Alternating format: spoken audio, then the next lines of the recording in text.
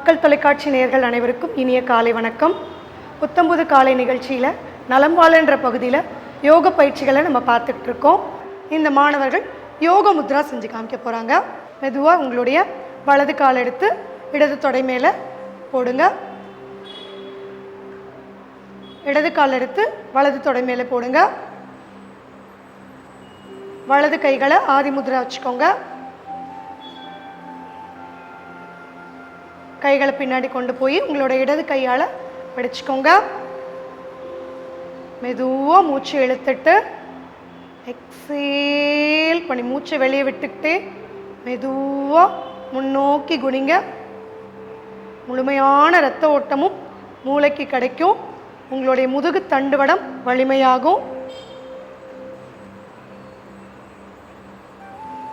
மெதுவாக மூச்சு இழுத்து மெதுவாக எந்திரிங்க. மூச்சு இழுத்துக்கிட்டே எந்திரிங்க. இதே மாதிரி 3 முறை இந்த பயிற்சிகளை பண்ணலாம். 3 முறையும் 10 நொடிகள்லேருந்து 15 நொடிகள் வரைக்கும் இந்த பயிற்சியில் நிறுத்தி நம்ம செய்யலாம்.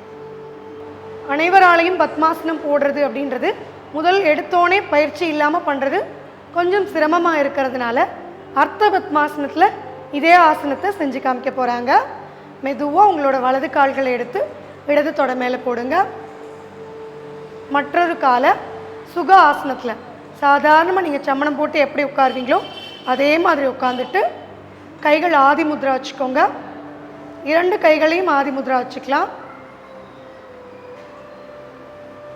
கைகளை தரையில் வச்சுட்டு ஒரு கை மேலே இன்னொரு கை வச்சு மெதுவாக மூச்சை வெளியே விட்டுக்கிட்டே முன்னாடி குனிங்க. இந்த மாதிரி பயிற்சி எல்லாருக்கும் இந்த ஆசனத்தோட பலன் கிடைக்கிறதுக்கு ஒரு எளிமையான வழிமுறையாக அமையும். மெதுவாக மூச்சு இழுத்து எந்திரிச்சுக்கோங்க. ரிலாக்ஸ். மகாமுத்ரா யோக முத்ரா பயிற்சிகளை இன்னைக்கு பகுதியில் பார்த்தோம்.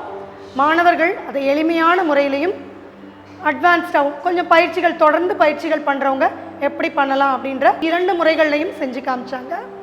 அடுத்த பகுதியில் இன்னும் சுவாரஸ்யமான விஷயங்களோட மீண்டும் சந்திக்கும். நன்றி, வணக்கம்.